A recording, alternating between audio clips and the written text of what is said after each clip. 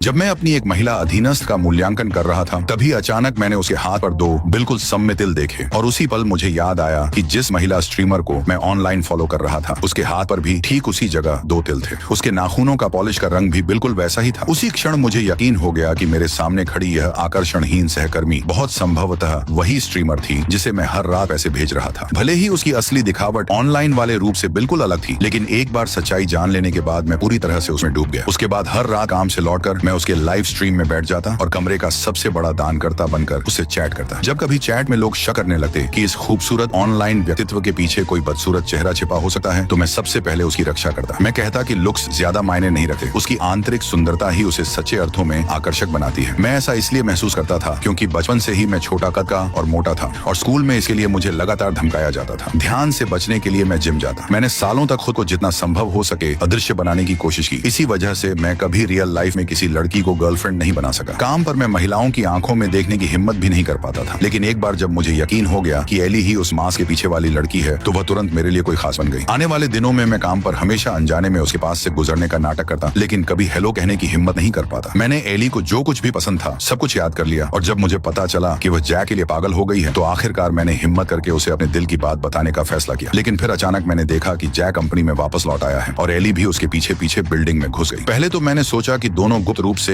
एक दूसरे से जुड़े हुए हैं, लेकिन जब मैं उनके पीछे ऑफिस तक गया तो पता चला कि जैक के साथ अफेयर किसी और का था। इससे मैं बेहद खुश हुआ, लेकिन जिस बात की मुझे उम्मीद नहीं थी वह यह कि एली इससे बुरी तरह टूट गई। वह इतनी परेशान थी कि उसने अपने लाइव स्ट्रीम में स्ट्रिप्टीज तक कर दी। मैं गुस्से से भड़क उठा और सारी गलती जैक पर डाल दी। लेकिन जो चीज सचमुच मेरे दिल को तोड़ गई वह उस रात बाद में जो मैंने देखा कि एली एक नशे में धुत आदमी को टैक्सी में बैठा रही थी। मैं इतना उत्तेजित हो गया कि सांस भी नहीं ले पा रहा था। उसी टैक्सी में वह खुद भी बैठ गई। मैंने पूरा रास्ता उनका पीछा किया और आखिर में मैंने देखा कि दोनों एक मोटल में साथ में घुस गए। उस रात मेरा दिल पूरी तरह अंधेरे में डूब गया, इसलिए मैंने एली को एक अनाम ईमेल भेजा जिसमें उसके लाइव स्ट्रीम की सारी बातें उजागर कर दी। इससे वह वाकई डर गई, लेकिन मुझे इससे कोई खुशी नहीं हुई क्योंकि गहराई में मैं अभी भी एली की अपनी काल्पनिक छवि को थामे हुए था। और ठीक उसी पल मेरे कंप्यूटर पर अचानक एक चैट मैसेज पॉपअप हुआ। एली ने खुद मुझसे संपर्क किया था और कहा था कि वह मुझसे आमने सामने मिलना चाहती है। मैं उत्साह से भर गया।